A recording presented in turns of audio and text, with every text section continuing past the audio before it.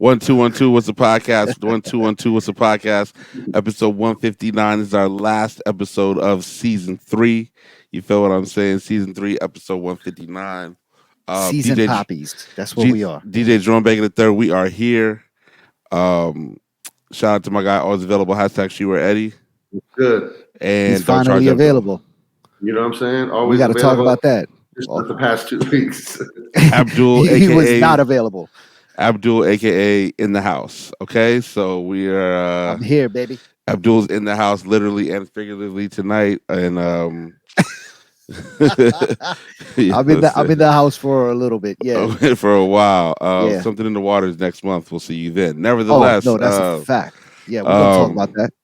So, episode 159 is our season finale for season 3. Do remember you can check out What's a Podcast at online. What's a podcast.live is our previous episodes and archives, and then youtube.com/What's a Podcast for the previous episodes on the video side of things. So the video is great. The YouTube is fire. There'll be a lot of comments. You know what I'm saying? We're going to sort of continue to engage more. We're going live on Patreon for episode 165, aka season 4, episode 5. So just for my clarity, how is this season numbers working? It's what? Just don't worry about it. Don't worry about it. Just roll with it, okay? You know what I'm saying? Got it. Okay. They just gave Stranger Things 30 million an episode for season 4, so we're in season 4. Okay. Yo, hey, listen. There we go. Listen, there you go. You feel me? So we'll be on live. We'll be live on Patreon. All right. In a few weeks. So make sure you follow us on Patreon. The link will be in the description. Listen, for that, get on the Patreon. Become a patron. You know we're here, man. The weather is just continues to be up and down in DC. It's like 52 degrees right now, but it was 70 2 days ago. That's crazy. And it's like the coldest day of the week, but we still got Darla Dickey tonight. It's gonna go crazy. If you're in DC, pull up. Somebody we talked about in previous episodes, Jay Slayer hit me up and he's like, yo, listen, are you going to Darling Nikki tonight? And I was like, I'm not. I can't. I just got back. But I was like, they're gonna be in the building. Yeah, go there and support and hang out. Pull up. Darling Nikki, get a drink. Darling Nikki summer run about to go super crazy. Super crazy. What? Summer run. We just locked in Virginia Beach. We've got Flash on deck. We've got something in the water on deck. We got a bunch of playing something in the water. We just you know what I'm saying, you gotta wait for that announcement, but it's on the way. So it's a beautiful thing. We did Flash. If you don't live in DC, Flash is a dance music oriented venue on U Street. I guess it's Florida Avenue, U Street, whatever you want to call it. And last Wednesday, my man Matthias and I played. We were the support opening act for an artist by the name of Vendetta.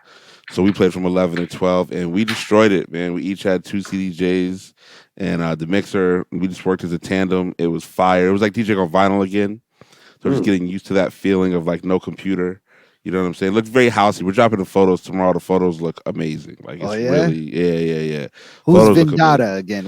He's an artist he's from LA. He was cool, man. He's a nice dude. He's a brother. Yeah, black dude. Yeah. Oh, okay. Shout out to him. So he was cool, and we caught a good vibe, and just had a great night. You know what I'm saying? So Matthias and I were very on point with what we played, and our promotion was great. I mean, a lot of people came. More people came out than I expected to.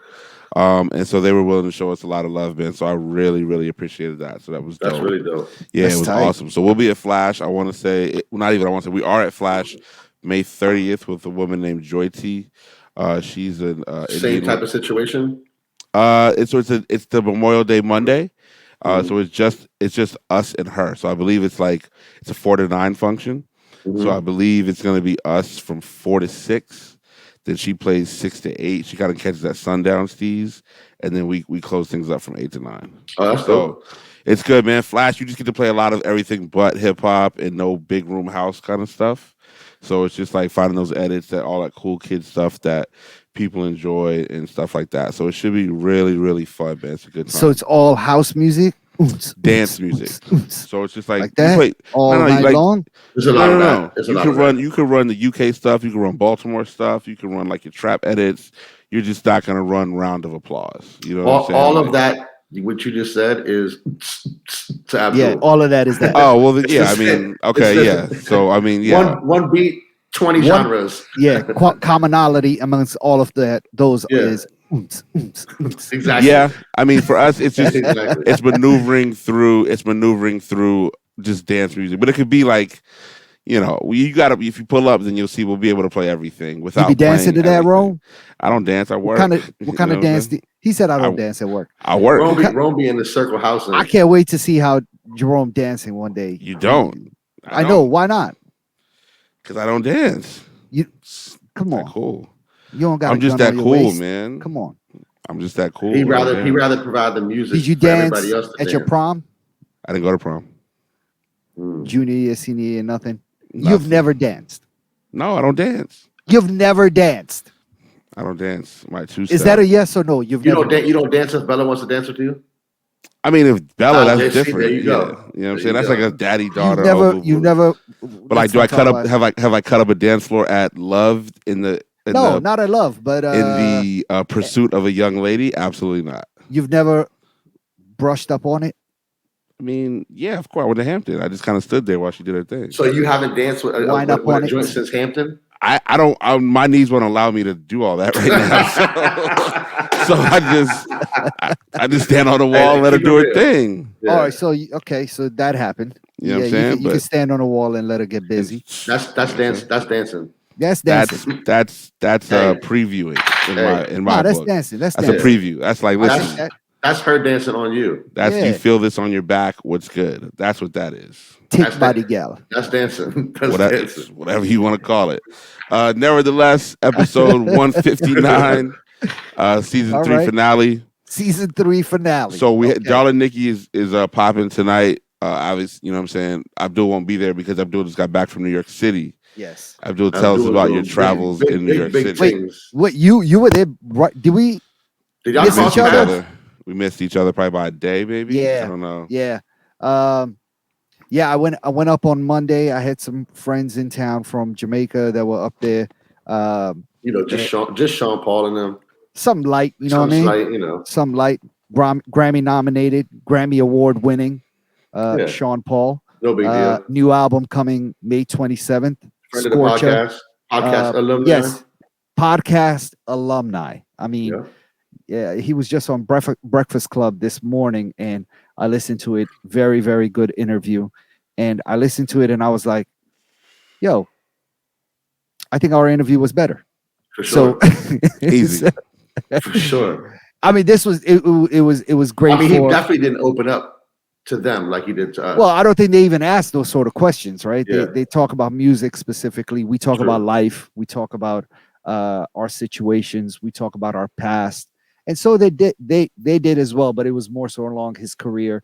And I mean, I loved what he had to say. I learned something new on that Breakfast Club interview today too about him and how he's kind of viewed in the genre of reggae dance hall and what he means to the young people of Jamaica and musicians coming up.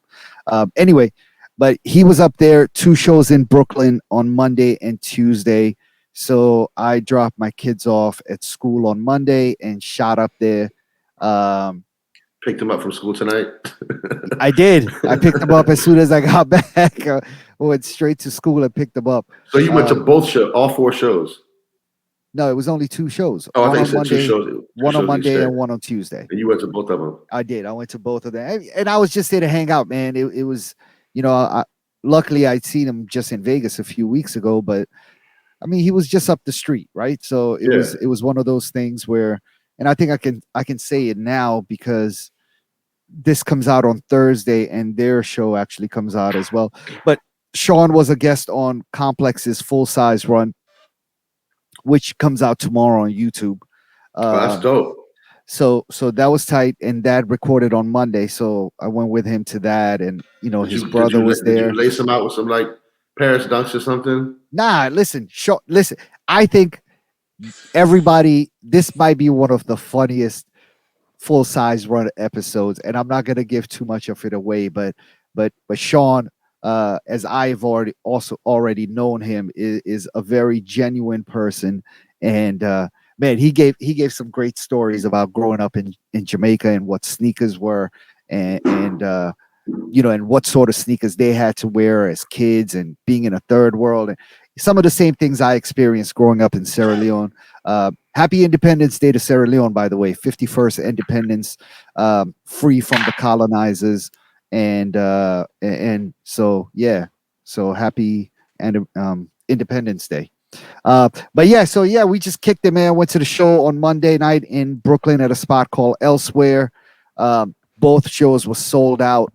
Uh, good energy, and every time I watch Son perform, I'm just like, who in the world would go up against him in a versus? Because he puts on an hour 45 show, and the whole hour and 45 minutes is of hits from the last 3 decades. 3 fucking decades. I mean, who could go against him? The 90s, 2000s, 2010s. Wait, so that would be 4 decades actually, right? Am I bugging? 90s, 2000 to 2010, 2010 to 2020, and now 2020 to now. That's 4 decades. I don't know who could fuck with him, bro. It's amazing because and his crowd is so into it. It's not like a quiet crowd like we saw. What's his name? Who's the kid that opened up? Who opened up for Tyler that we went to go see? Vince Staples. Vince Staples. And that was unusually quiet in the crowd during his performance. But this, I mean, it's crazy. The energy in the building is crazy. The people in the crowd are crazy. And yeah, it's just super energetic, and it's a real performance, like a master class in putting on a show.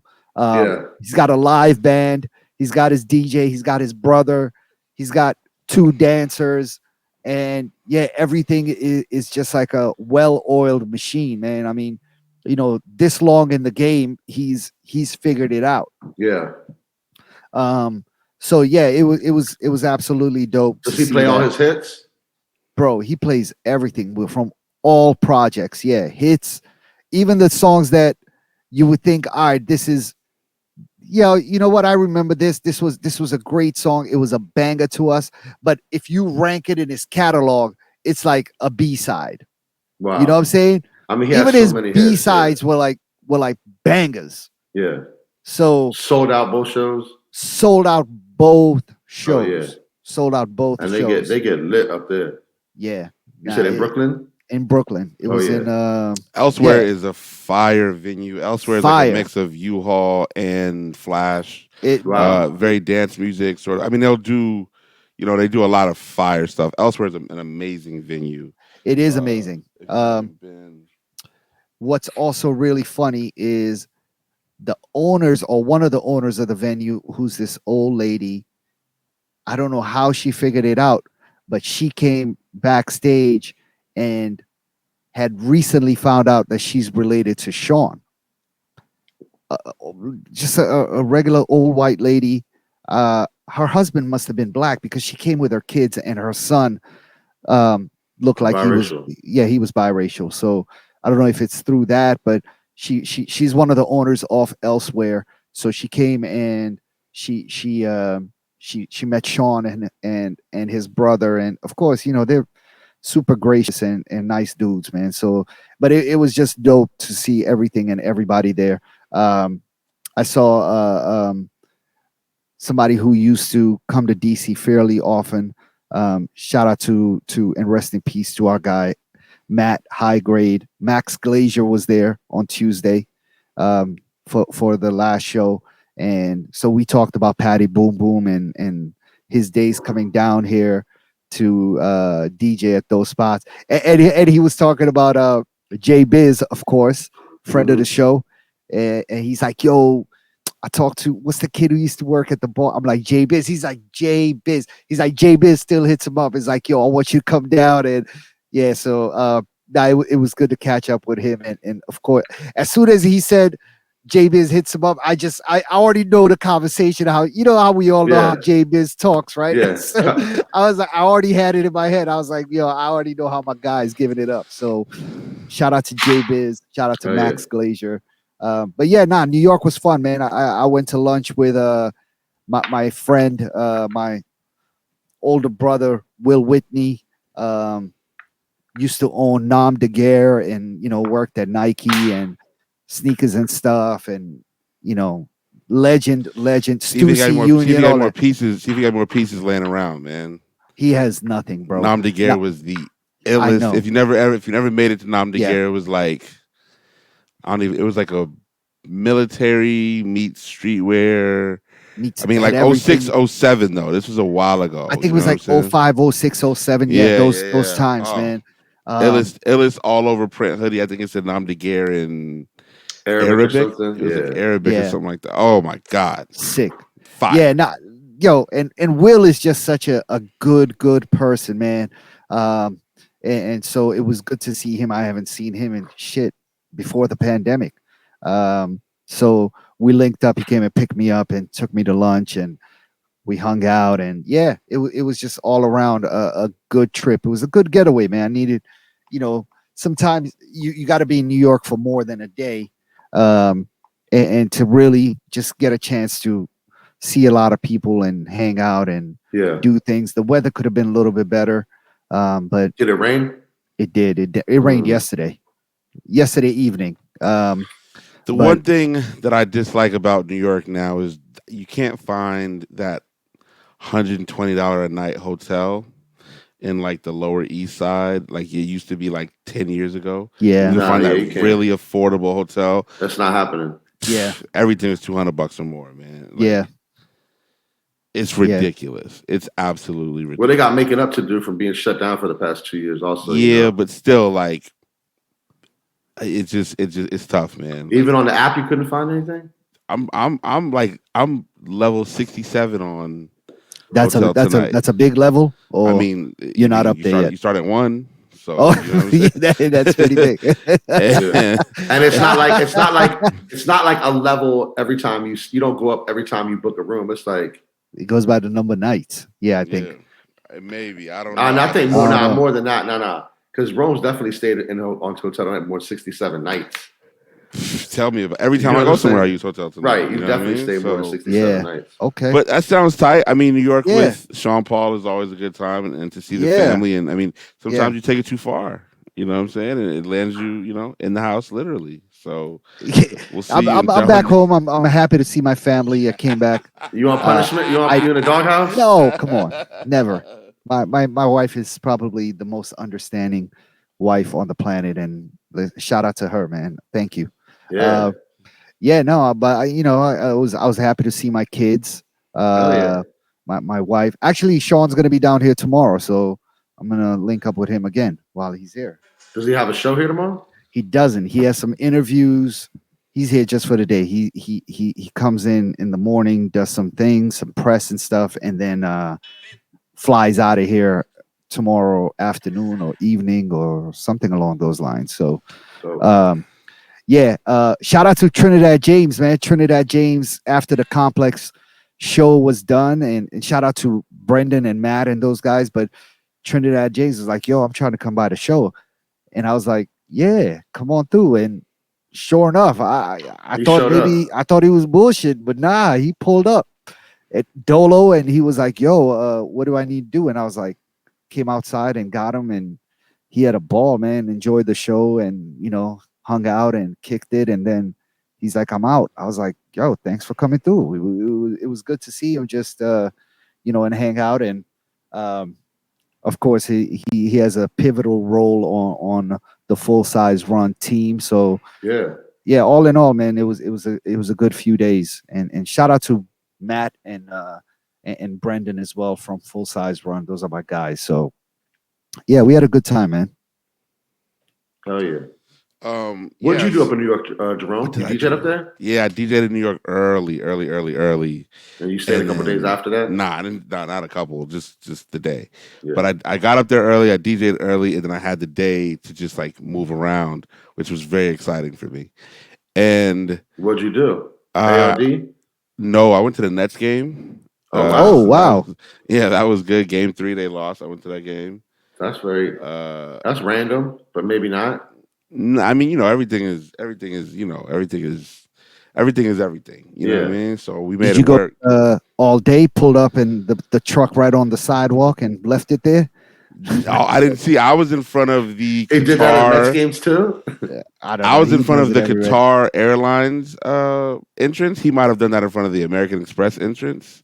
I'm not sure. We'd have to tag all day and find out. But went to the game, left the game. There's a Soho House. There's a bunch of Soho houses up there. So we ended up at Ludlow House, which is like on the Lower East Side, and just had a ball. Ludlow House had three different vibes going on. You know what I'm saying? Bottom floor is very much restaurant and chill. Second floor is just like your favorite bar. And then third floor is like full on party, like 6'2" model white girls playing Roddy Ricch the Box. Do they let anybody in, or you got to go with a member? Nah, you got to go with a member, but shout out to our guy $1 billion. You know what I'm saying? $1 billion Lex. He got us on the. Okay. Big Lex. $1 billion Lex got that. He got that. He's got the juice. Lex got the juice. $1 billion.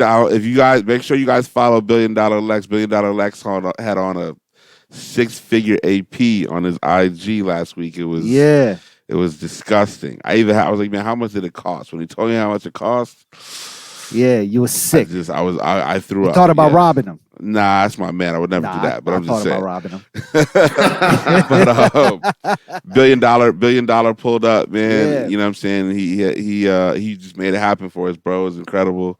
And then we moved on to another spot because the homies wanted to turn up, but like New York don't got like the number of spots like DC does when it comes to like black turn up. You know what I'm saying? It's just like Tao and all these other places. Like, you try to be around some black people. Yeah. So we went to some random spot on 28th Street next door to Bounce, and it was turned up. This kid, DJ First Choice, was killing it, and it's a great trip, man. And like we're in there till 4:30.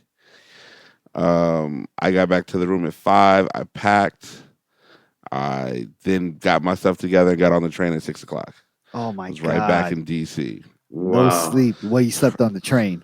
Probably not. Not even. Not like I wanted to. You know what I'm saying? Like they didn't have a quiet car on the train, so I was just like, "This is knocked out." I was done. Like it was. Didn't have a quiet car. It did not have a quiet car because I asked him, I was like, "Yo, where's the quiet car?" They're like, "We don't have one on this train." And then going up, I missed the quiet car, and so but the train was empty. But it was 2 girls. It was their first time going to New York City. They couldn't stop talking about it. They haven't even got there. Dog, they talked literally from DC to Trenton, New Jersey. I was just like, what's the point of shutting up now? We got 45 minutes left, like or an hour. Like carry on. Yeah, carry on, bitches. You know what I mean? So nevertheless, man. Did you invite them to your party? Absolutely not. You know what I'm saying? Absolutely not. But getting to work up there and then to party. It's just incredible, man. I am a huge Soho House fan. I like those sorts of members only places, and the game was incredible. Did you dance when you were up there? Of course not. Okay. No. You went to the club. You didn't dance. You didn't do a 2-step. Well, really in the club you couldn't move because it was kind of a small space. But in Soho House, it was just like I said. It was like 6'2" Amazon models playing. That's music. your vibe. That's your. Not all. I'm doing 5'9". No, I'm 5'9". Like I can't do that. You know what I'm saying? Yeah, but okay, all right. No. Chill. Nevertheless, was a podcast episode. Oh, your girl would be mad. Your girl got here like that. 6'2" too tall for you? Yeah, it doesn't make sense. You know what I'm saying? It makes sense. Come on. I don't have a girl, so it's nothing to really worry about. His relationship would have been in jeopardy. I get none of that. Yeah. Episode 159. What's a podcast? Season 3 finale. You feel me? Saying just let it happen. So we really hit a home run with our what ruined the sneaker game. Oh yeah, that topic. Conversation went crazy. Shoe game went crazy. People was calling us all sorts of inaccurate names and just things of that nature. It's just opinion. Listen, it's not though. I think when it comes to the sneaker game, it's a little bit more. You know what I'm saying? Unfortunately, like you're right that it is, but these people don't feel the same way. So even within that, our good homies, Road Podcast, had they just kind of had a discussion about what ruins sneakers. Oh, they had the same thing. Yeah, okay. Crooked brought it up on this week's show that dropped today. So if you once you finish listening to this, go check out What's a Podcast. I mean, I'm sorry, Road Podcast, their latest episode, and so they referenced our video that we put up on Instagram. He's like, "Yo, I saw the video you guys put on Instagram, or that they put on Instagram." He's like, "Let's call Jerome and see." And I just doubled down on what I said. I was like, I still think SB is the shoe that ruined. Lot of people agreed with you. I was That's shocked. real. Shout out to my man John Gotti, a legend OG in the sneaker game, journalism game. Yeah, he was with y'all, man. And I mean, that wasn't my first thought, man. But like I said, it made sense afterwards that the limited runs of Nike SB really made it you really wanted it even more because you knew how hard it was to attain. So I kind of get that point of that being the fuel in wanting to get as many pairs as you wanted. The greed started, more people started getting attracted to it. You were able to rock them, and the chances of somebody else in the crowd that we were in with knowing about Nike SB was probably not that much, man. So you were able to get away being more original, having a Nike SB. I feel like it also made like the whole sneaker thing, like a suburban thing too. Like I feel like before SBs, because you would only wear like the Nike basketball shoes and like the it's true. Skateboarding was always a thing of the suburbs. So right. So once coming Nike up got in the involved, city, we didn't know anything about it, and that's why. I remember the first time. You remember they used to be like the Pro Bs; those were in Foot Action and stuff like that. But I don't even know how I realized that Nike SBs, they were skateboarding shoes, and you could go to a skate shop. But somehow I ended up at what was Greg's name? Greg's spot's name? Elite Board Shop in Fair Oaks Mall, Virginia. Yep. That might have been the first skateboarding shop I went to, maybe in 2002 or something like that, and realized that they get sneakers that nobody else gets. Yeah. And they had a Nike account. There was a store there before them called like Active Edge.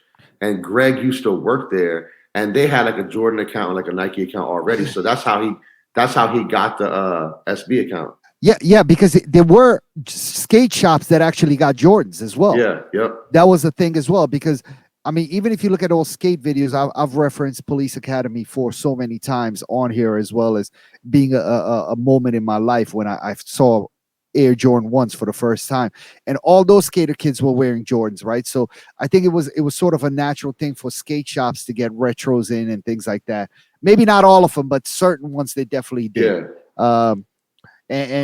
Yeah. So I can't even remember who pointed me towards skate shops in those early days, man. But then Stereo Faith.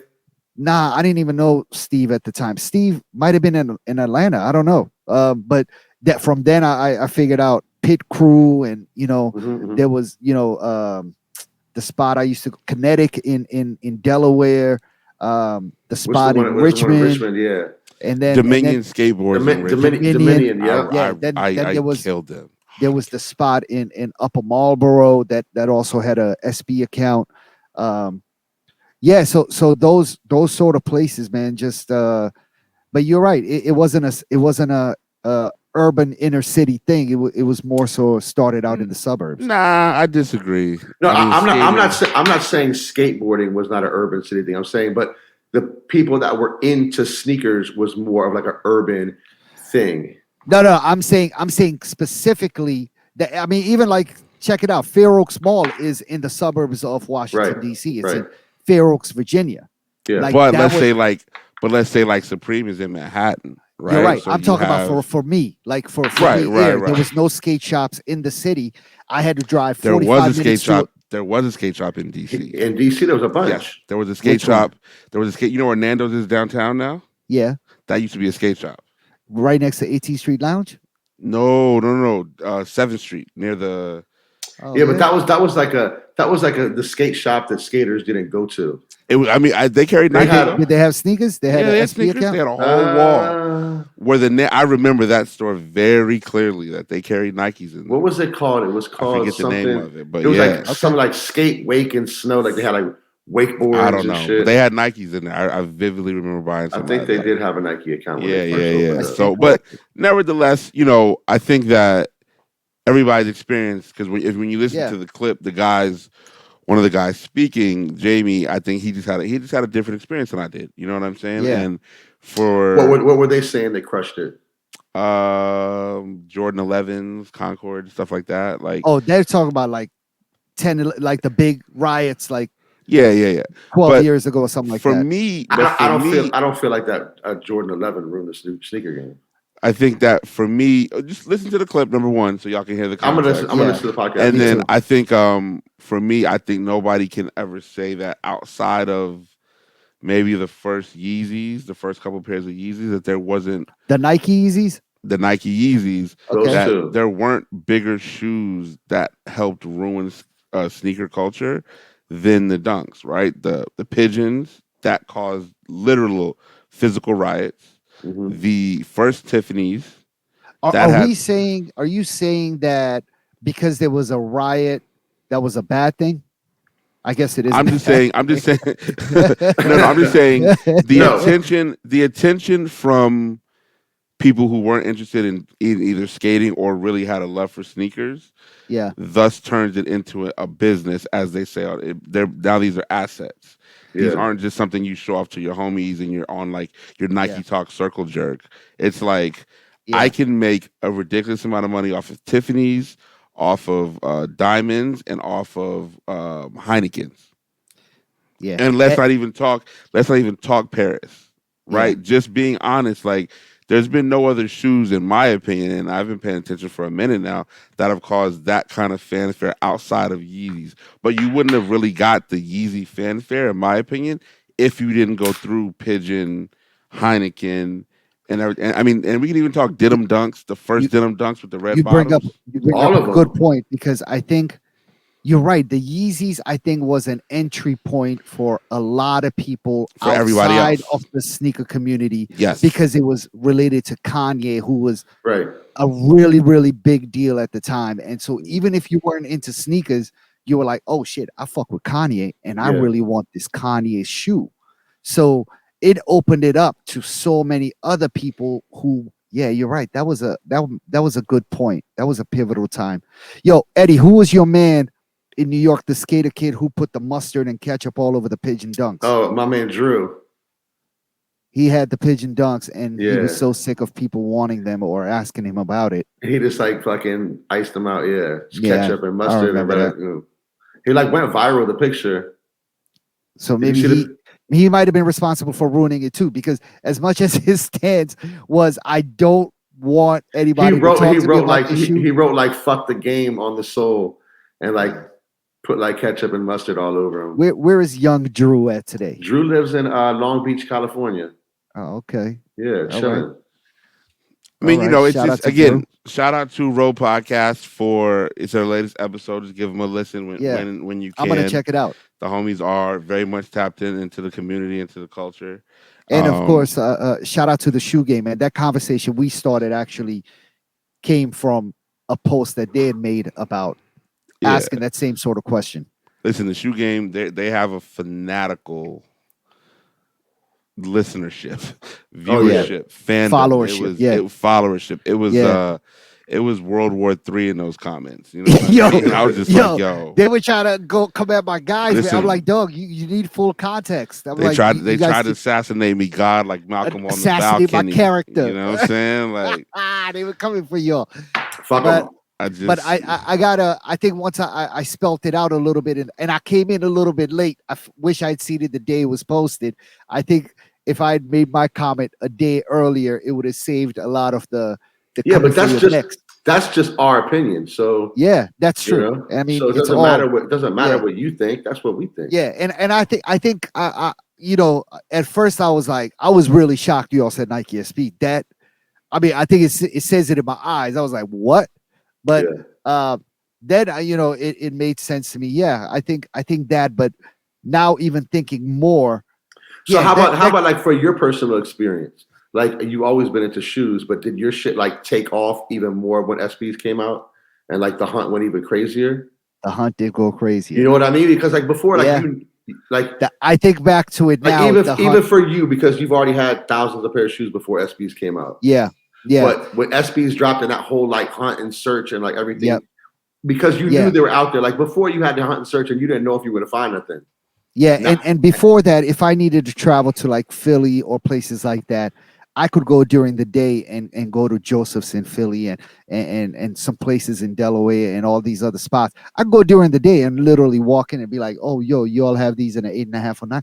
Let me get 4 pairs and be able to walk out with 4 pairs, right? Yeah. But that SB thing really started me leaving Dream at 4:00 in the morning and shooting up straight to Kinetic Skateboard in Delaware and waiting there till they opened up for certain pairs, because I knew like that was something new that I started doing during that era of sneakers.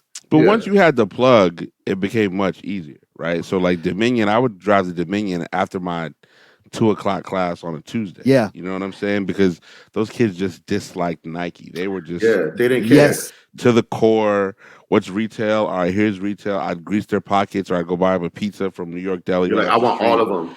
And I'd be like, give me whatever you can. And these side 9 to 11, and I had everything second series. I had, you know what I'm saying? Yeah. Loden's, Flash, Shark, the glow in the dark joints, all that stuff. You know what I mean? And it was just an opportunity that, because they very rarely had my size. So, I just think that people needed to understand, like, we played the game somewhat fair. We would look out for people. It wasn't like trying to get. We weren't. What's my man's name? Croatian style. Yeah. Like Happy birthday to Croatian. He has been a legend for a very long time, but he's also, to me, an uber capitalist. Like he is going to make it work for him and has made it work for him for a very long time. Yeah. And like, hey man, get it how you live. You know what I'm saying? Nobody's knocking you or your hustle.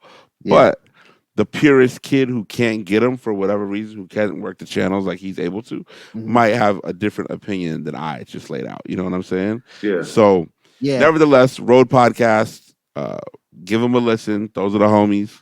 I don't know if you guys saw this video of these 2 white women. Oh my God. Rapping energetically to the Little Baby song. Oh, I did see that. I was a little bit impressed. I can't even front. As much as I kind of wanted to hate on it, because was that Kellen taking that video? That had to be Kellen. That's Kellen's girl. Nah, Kellen was definitely that came from Kellen. One day we gotta call Kellen, just like Road Podcast called you. We gotta get Kellen on the line. I think he works Wednesday nights, but we'll make it work either way. All right. But nevertheless, if you haven't seen it, which you should by now, it's 2 white girls. Brooklyn. I think one of them is the bride because she had on one's a white bride, dress. but the girl, the shorter one is her account. She does this. Like if you look at her TikTok, she's got other videos where she's rapping really energetically. To other songs. Yeah, I think everybody's they both do the words though. Everybody's first concern was if they were going to say the N-word, right? So what happens is I thought about that too, but that song didn't have the N-word in it. Lil Baby impressed me. He didn't use the N-word in the whole verse. For like 45 seconds. I was like, yo, he went 48 seconds without saying the N-word. I was very impressed. Shout out to you, man. I'm already a Lil Baby fan, but like that was ice on the cake.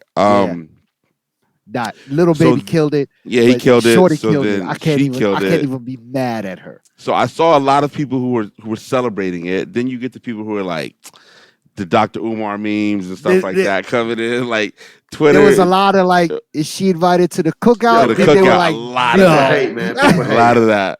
So I just looked at Twitter right now. She should not be invited to the cookout. She should not be. No. I just looked at Twitter and I just saw a thread with it where dude was she's like, already at the cookout.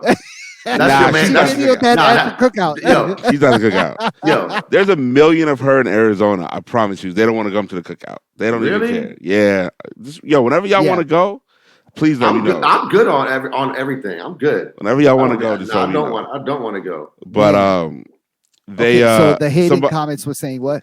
It wasn't even the hating. People were just like, you know what? I just saw a thread now where dude was like, yo, any women of color please post a video of you rapping to any song. He was like, I don't care if it's the ABC. He's like, I need to cleanse my timeline. First video is a bad joint, rapping Jada Kiss's verse from the verses. Oh, remember, like the Who Shot Your freestyle? Yeah. Oh, she's going crazy. A white lady? No, a black girl. Oh, okay. He's Send like black women. He's in the chat. Okay, I want to see it. He's like black women. That was an impressive one too. It was. That was impressive, and I know a lot of Jadakiss lyrics, but that was off a Clue tape. I don't know that one. I don't know that verse. So if she knows that one, that's fairly impressive. Yeah, I just said it in the group chat. Obviously, I'm gonna watch that after. Oh man, matter of fact, it's the first two women you see that are rapping the Jada. I'm like, yo, it's very ill to have the Jada verse. That shit was nothing but bars. Yeah. Speaking of you all have, there was, I think it was Baller Alert or World Star or somebody, or the Shade Room. One of those three accounts posted a video, and it was these heavy set. And this might be, I'm gonna get in trouble for this, but it was these ladies, these Caucasian ladies, and they were all kind of heavy set, and they were all doing, like the line dancing, like when I'm saying line dance, how the dances that the fraternities do, and the black fraternities and black sororities do, they were doing that. They were stepping. They were stepping. That's the word I was looking for. They were all stepping, and it was the video, and the caption said, Delta Sigma Theta, you have 1 hour to respond. And I was dying. Yo, that was so funny. Actually, you know what? I could tell you exactly who posted it, because I sent it to somebody, so I should have it saved. It was Baller Alert. Hold on, let me put this in. Yo, this joint was the funniest. Yeah, it was like, Delta Sigma Theta, you have 1 hour to respond. Deltas, you have 1 hour to respond. I was crying. But yeah, listen, this it's coming. The culture is being taken over I saw slowly. That video, and they were the squarest white girls ever. That yes, but and even their stepping was like, it was so whack. It was cringeworthy. But oh my goodness, the caption had me crying. Deltas, you have 1 hour to respond to this. Oh, that is so bad. Oh my goodness. Nevertheless, what's a podcast? Obviously, staying on Twitter, Elon Musk put in a bid, $43 billion to buy Twitter. He got it. He got it. I just saw something that says the board can still reject his offer. I want them to reject it, because he's also already violated like his code of conduct. Like he already did it. Like, you know what I mean? So how did he violate his code of conduct? Because he wasn't supposed to make disparaging remarks about Twitter employees or representatives, and he already did that early this morning. Like if you look at his profile, you can't see it, but you see where it says tweets and replies. It shows you everything he's replied to. I can't stand that dude. And he is Lex Luger, not Lex Luger? Yeah, Luger for real. You know what I'm saying? And I mean, he talks so much about free speech, and yet he's fired Tesla employees as well as other people in his companies who have made comments on like their own forums. Like, so if you're that big of an advocate about free speech and all that stuff, and yet let your people have it, it's only free speech that sides with you is what you want to save. Like, it's not free speech across the board. Free speech that a lot of people are saying that he is going to sort of allow back on the platform is more a racist. Yeah, it's going to be like the Trump free speech. Homophobia. It's going to be a lot of misinformation. That is the fake news is a big issue, and if you just allow anything and everything, you're going to start a lot more problems. Yeah, man. Screw Tesla and screw this dude, man. I hope this does not happen. I hope it does not happen. I just saw the one news organization that I follow, and I need to find it, was like, it's actually looking like he'll rescind his offer, but until it happens, so we won't know. But we use Twitter as a news a news source, as a means of comedy. You know what I mean? As a means of information. I mean, Twitter can be a lot of things to a lot of people. I know a lot of people who take it seriously, and but I see people who have hundreds of thousands of tweets. Like they legitimately spend a significant amount of their time on Twitter. I know people who have met significant others on Twitter and who have, sneakers, and our parties over the years have grown because of Twitter. So, it's woven in the American sort of news fabric. And to see somebody of this nature get this kind of control when just a week ago they supposedly were trying to deny him the ability to do that, it's very disheartening. I mean, you can't deny anybody anything when you have that much fucking money. Yeah, but I just think that they know who they're dealing with, and of course all of a sudden flip flop to go from we're gonna do this poison pill to now it's like he's about to be part of the owner. It hurts to see it. You know what I'm saying? People are deactivating the Twitter accounts, man. Shout out to the OG Russ Bengston, OG Slam journalist, OG Complex sneaker journalist.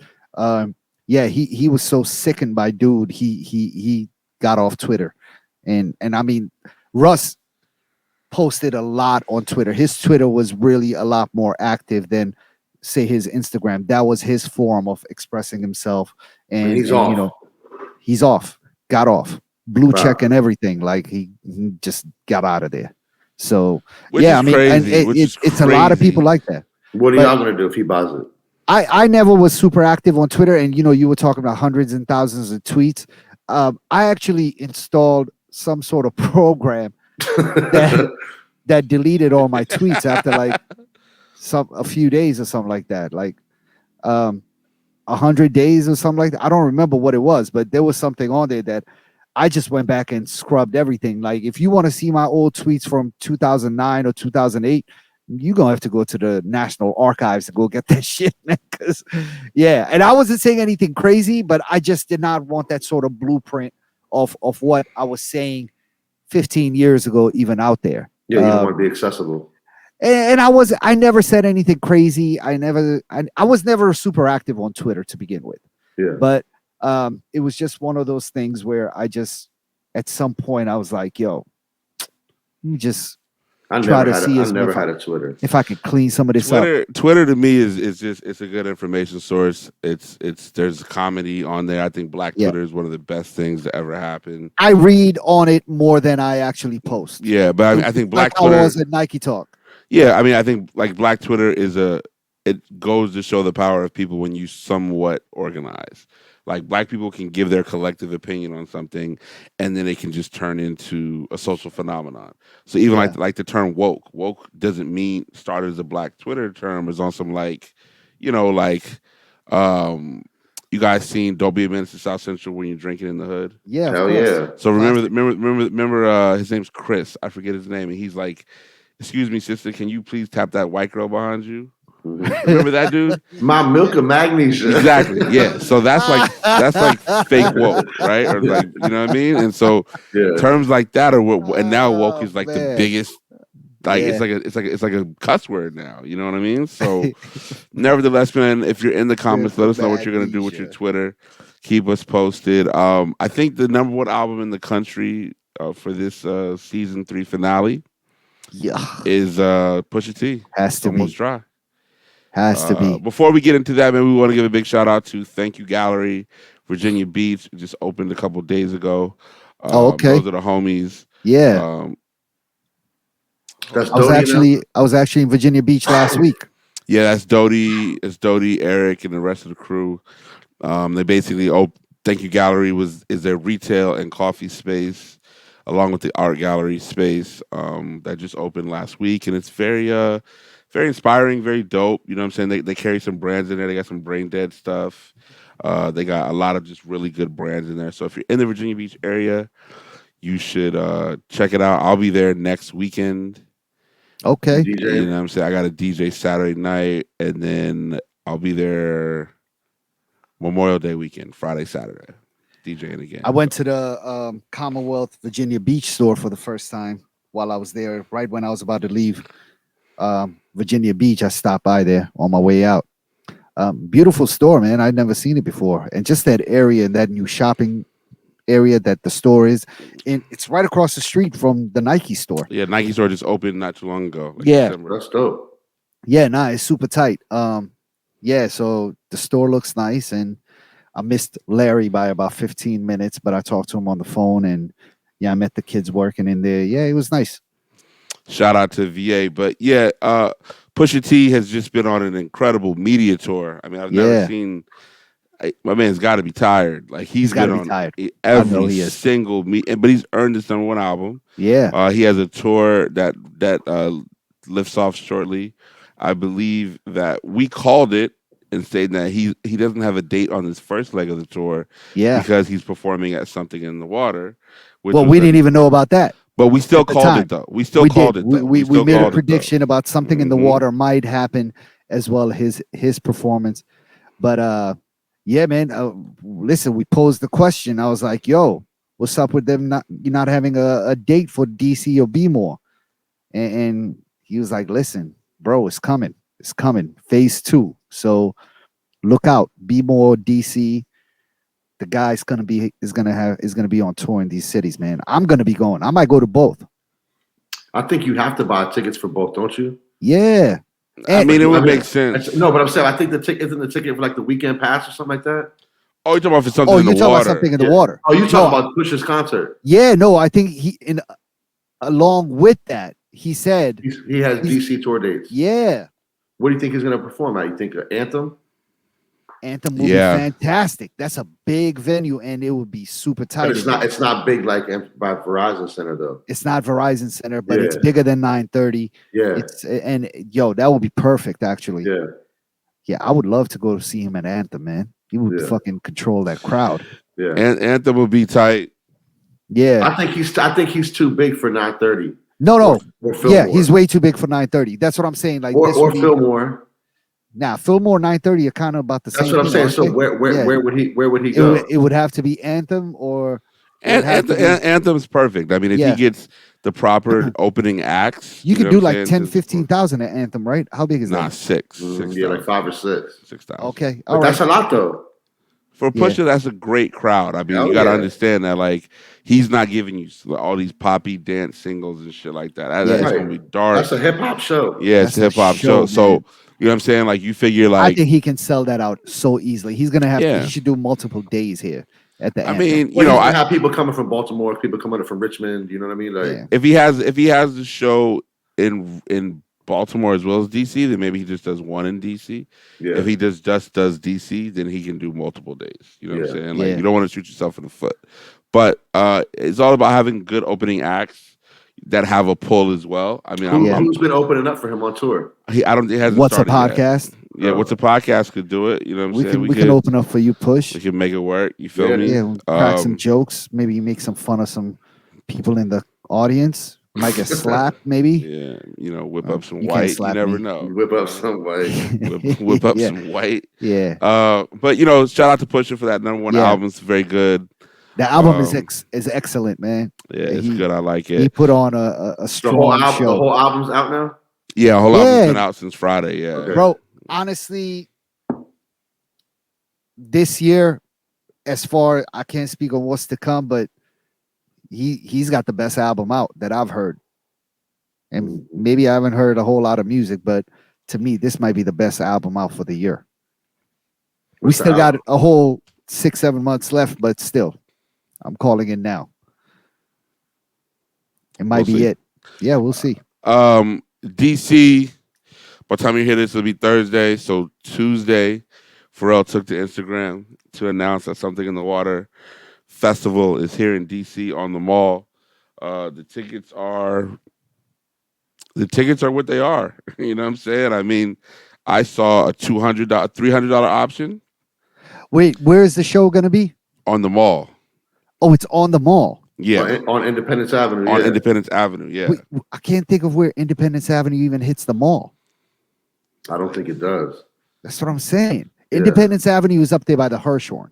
That's Independence Avenue. Independence Avenue is like by the Canadian Embassy and all that, like right there. Yeah, the Hirshhorn. It's a block Air off and the Space mall. Museum is Independence Avenue. That's not the mall.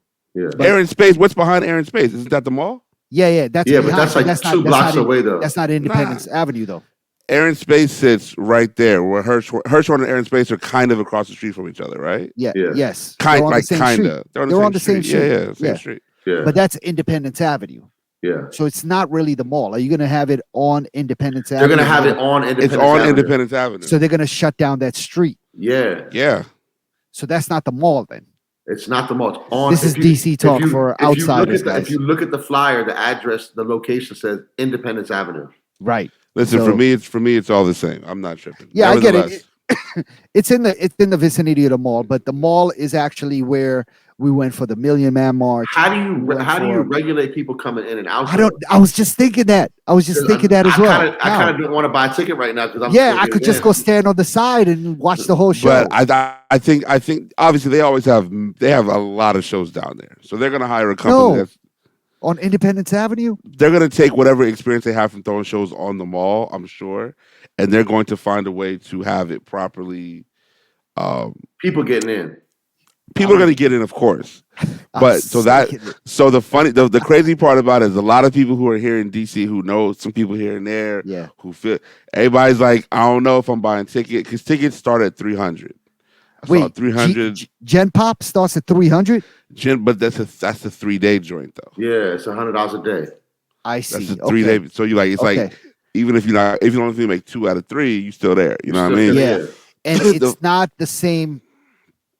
It's not the same people that like it's all not the same names show on the every day. Okay, it's not the same show every day. Nope. So that the names on the flyer is across 3 days. Yep, I believe so. Yeah, it's spread out across 3 days. Okay. Shout out to Something in the Water as well. They're also doing charter buses from Virginia Beach to DC. Wow. Okay. For $50, you know what I'm saying? Which for which one to day me, or I believe it's 1 day. Yeah, 1 day. But I don't know if that means you can miss that bus. You fucked. I mean, back and forth. Or you could just be like, hey, I'm gonna get on the Sunday bus, but come up Friday.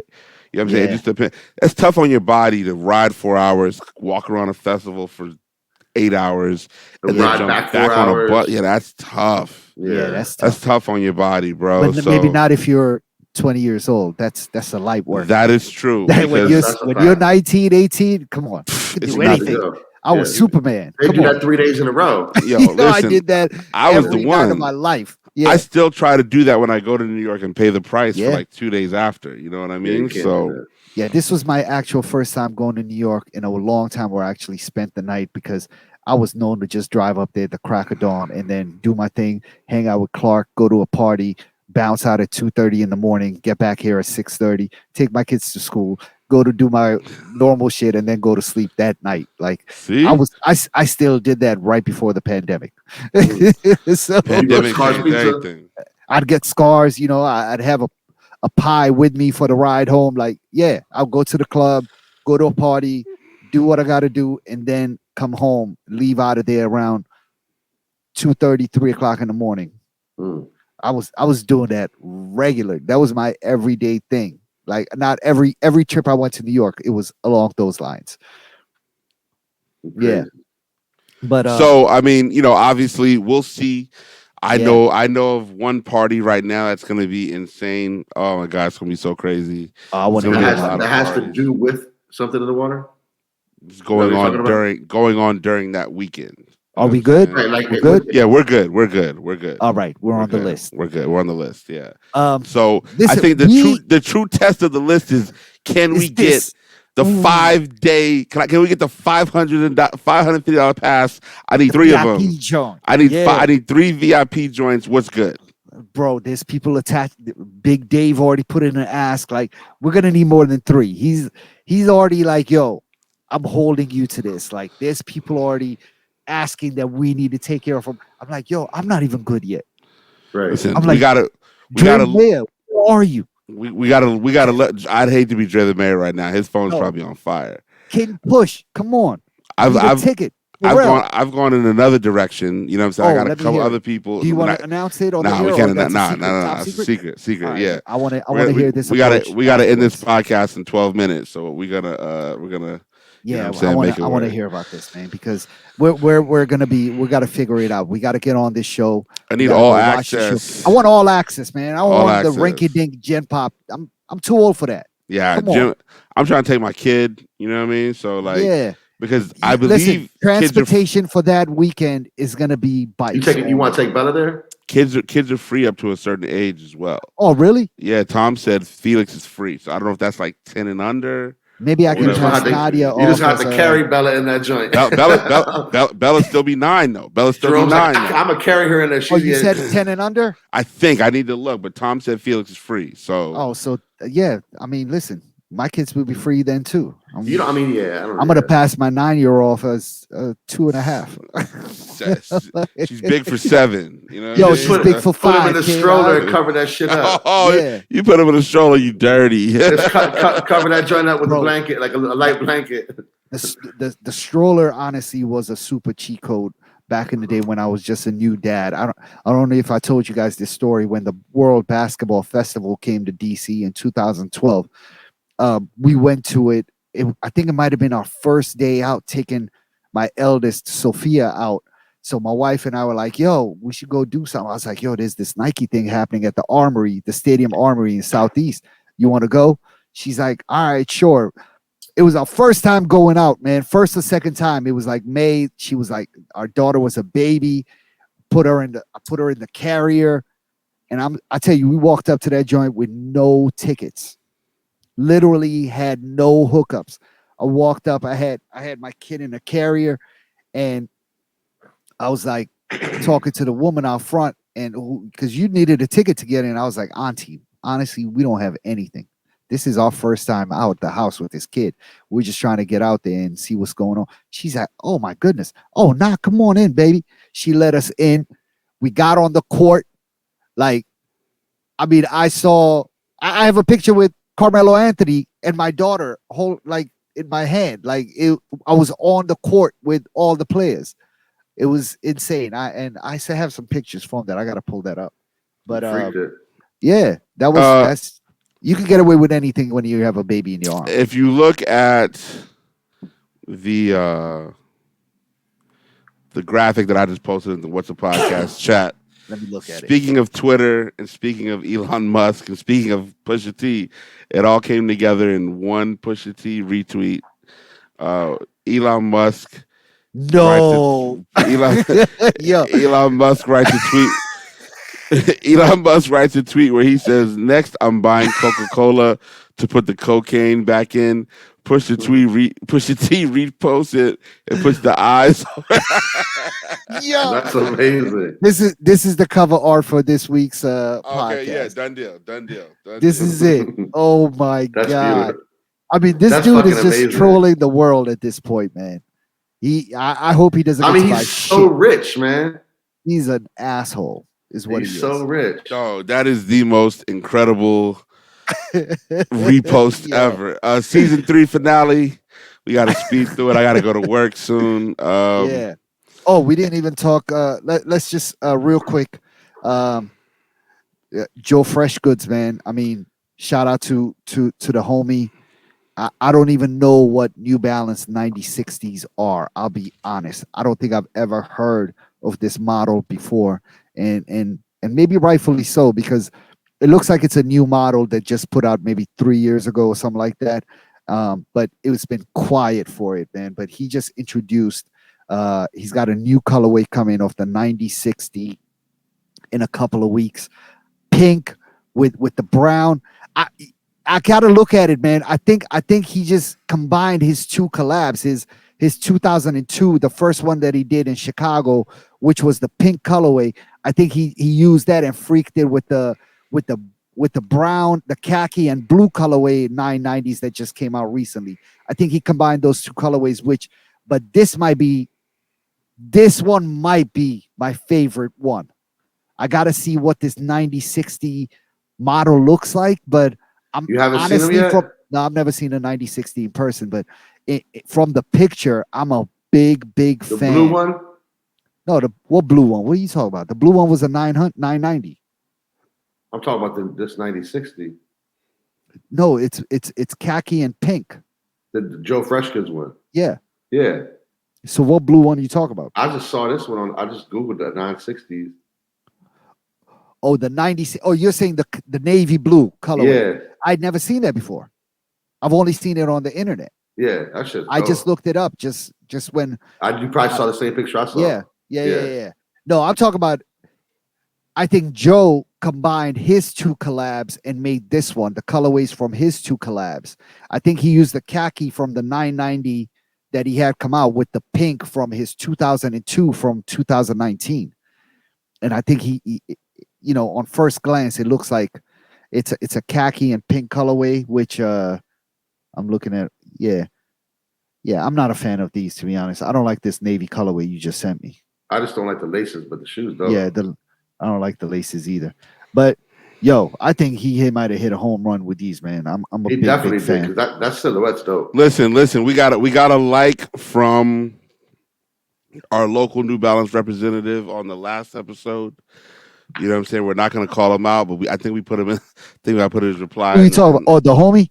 The homie. Our local New Balance representative. Yeah. He liked our last, and we're going to need him. Nah, that's my man. Yeah. We're going to need him again for these Teddy Santis 990 V1, V2, V3. Oof. Yeah. The streets are saying that the V2s are the ones. The V2s are the V3s. I think I think everybody's saying the V3s. Nah, the 2s and the 3s are both. I like the 2s more, but I think the streets are saying the 3s. Listen, I like the 2s more as well. But the 2s, I've always liked the 2s, the V2s. Personal preference is what it is. You know what I'm saying? Obviously, I believe they hit this week. Now we got to get my man on it. The rep got to hook us up because that price line is just a little bit out of all of our budget. What's the price point on them? It's like 195, 200, 190, 195, and 200. That's normal. Yes. Come on. Yeah, that's too much. I mean, obviously we can do it with our Patreon subscribers. 2022. Yeah, we have our Patreon subscribers hold us down, but still, you know, we're like we need. I need the look. You feel me? Like I need the look. We need all three. We need all three pairs. I need all blessed. We need to be on the list. I need all three. I need all 3 times 3. You see what I'm saying? I got a younger brother. I got, you know what I mean? That's how I feel about. You know what I mean? That's how I feel about the Joe Fresh Goods 9060s. I'm going for 7 pairs. I mean, I love it. Live your life. There is a wow. The court purple dunk lows. I haven't seen those. Oh, listen to me. I saw them in those person. Are dope. They're dope. They are dope. Yeah. I saw them in person, and they are fire. Yeah, I'm gonna need those. Very, very, very good shoe. Oh yeah, I see them now. Okay, those are solid. Those are very solid. Yeah, yeah, Minnesota Vikings was good. Yeah. The Air Trainer 1 Mac&Rolls are coming in May. That's nice. That's nice. I need those. Solid. I need those. Fire. They look very good, man. I saw them in person as well. And there's some nice sneakers coming. There's a white, all white Jordan 6 coming with navy blue on the sole and hints of navy blue on the pull tab on the back of the shoe. That's very, very, very clean. It almost looks like an OG colorway, but I'm gonna have to get those, man. Honestly, I gotta get those. So a lot of sneakers, man. A lot of sneakers. It might have a lot of sneakers. Yeah. Now, how do y'all feel about this Nike one box thing that they're doing, man? They're getting rid of the shoebox if they're mailing you sneakers to get rid of waste. So it's gonna be one box that gets shipped to you that already holds your sneakers inside. So they're ditching the logos and all that stuff. So you don't get a double box like. So do you actually get a box, or like you have to throw that box away too? I mean, you can keep it, but it's the box that the stuff gets mailed. That's going to be mailed into you. So you just get a brown box sent to you now. You just get a brown box with shoes inside. There's no more shoe box. That is the shoe box. It doesn't have any logos. It has nothing. And this is to curb their waist. It's to curve waist apparently, and this is only like direct to consumer. Like if you go to the store and buy shoes, they'll have a box. What does this mean for StockX? If I hit on Sneakers app and they send me these joints and StockX only two different prices with the box, without the box, they're gonna have to adjust. Yeah, they're gonna have to adjust, and they're gonna have to buy a bunch of blank boxes to send shoes out in now. You know what I'm saying? Yeah. Like. It'll be interesting. I mean, Nike is gonna always look out for themselves. So if they end up saving a bunch of money, it'll be looked at. Do you think they're doing that for the bots and the resellers? Because most of the bots and stuff hit online, and if they're shipping all the shoes that get bought online without a box, then it's gonna fuck their bag up trying to resell them. Maybe but like Jerome said, man, they only care about the bottom line. And I think you can get rid of so much money by only sending it in one box and use the terminology of like, yo, we're trying to save the earth and it's Earth Day. Actually, they might have announced this around Earth Day, which is that falls right in line with their theory. So yeah, I mean, who knows? I don't know why they're doing it, but either way, they're gonna save a grip on just sending out one box. Listen, I'm good at buying a pair of shoes with no box. I've always been good. I throw my boxes away as soon as I start wearing them anyway. So, I love my boxes. You know what I'm saying? It's just I don't know what that would just be double the space you need. Honestly. I don't care about boxes. Because then I don't have the space, so the boxes keep it together. Nevertheless, it's all good. Yeah, it's all good. The podcast. Season 3, it's the finale of season 3. Well, that doesn't mean we're taking a week off next week, people. We're just season 3 finale. We're now gonna say, what is Abdul watching? Yo, Snowfall. You know what? Let's just skip TV this week, man. I'm gonna get back to it next week. I was doing a lot of traveling, and I didn't get a chance to really dedicate live shows. Yeah, I've been to live shows. I've been sitting on the couch. Listen, man, NBA playoffs. All I'm gonna say is go Suns. Yeah. New Jersey Nets are out. I heard that. Nets are out. Ja Morant looks crazy. I saw that one dunk that he just had. Yeah, crazy. Yo, why does Ja Morant's dad looks like he's like 30 years old? How old is Ja Morant? Ja's 21. His dad's your age. His dad's our age, Abdul. He's like 43, 44. Crazy. His dad's like 43, 44. Yeah. Yeah. Wow. His dad was sitting next to Usher, and they looked like twins last night. You know, I had no idea who that dude was, and then the caption said Ja Morant's dad. Ja Morant is only 21 years old. Yeah. Man, I've become that dude, man. Kids are gonna be like, wow. Oh my God. All right. Yeah. It just goes to show, you know what I'm saying? Like the people who cycle of life, bro. The cycle of life, bro. Yeah. Like, you know, luckily when my child is 22, I'll be like really in a wheelchair. Yes, yeah. I'm good. Like I'm not tripping, me too. You know what I'm saying? But if my son was 22 dunking on niggas and I'm 44, what? I'd be talking shit like his dad does. Definitely. Oh, his dad talks smack. What? His dad goes crazy. His dad sits front row every game, brings his daughter, brings his wife, who is Ja's mom. You know what I'm saying? They're still together. They've been together like 24 years. I love it. And he's like an attraction to the game. He talks shit to other players. He's the same thing you would do if your kid was out there dunking on people. He's like if you ever seen that really active mom like football games on Saturday mornings. Yeah, that's how his dad is. I love just it. Like super proud, talking shit. You know what I'm saying? Just the same way any of y'all would be. Yeah, same way. Yeah, for sure. And this most recent, and you know, I don't follow basketball at all, so I catch up with basketball news on Instagram or on social media. But there was this one dunk where he just sunned dude. Like it's like he grabbed his head and put it on his nutsack while he was dunking on him. Yeah, I mean, it must have been like yesterday or something like that. You know what I'm talking about? That was yesterday. Yeah, yo, it was so disrespectful. But man, the kid is a monster. Shout out to him. Shout out to his dad. Shout out to the whole squad. Forget Morant himself. Listen, shout out to Mr. Morant. Musically, you should be listening to that Pusha. The Vince Staples is really good. Other than that, you know what I'm saying? Look for the new Sean Paul. Look for the new Sean Paul, May 27th. And episode 159, season 3 finale. Thank y'all for rocking with us. 159 episodes. Shout out Road Podcast. Yeah. Shout out Silent Tom. Shout out to my guy, always available. #Streetwear Eddie. Peace, yo. Yeah. Shout out to my man, Don't Charge Abdul. Happy Independence Day, Sierra Leone. Peace to the gods. That's a curse word in Sierra Leone. Or DJ sucking your teeth. Jerome Baker the third. That means that you mommy bombo. That means like it's your. I can't. Yeah. Relax, my guy. You know, if you don't make it out tonight, darling Nikki, you'll see. check Jay Slayer's Instagram in the morning. Darling Jay Nikki Slayer tonight. X. Jay Slayer X. Oh, he's wild reckless. Oh man, his Instagram is the best at 4 a.m. So you know what I mean. Like DJ Drummaker 3rd, and we're out. Peace. Peace. Peace.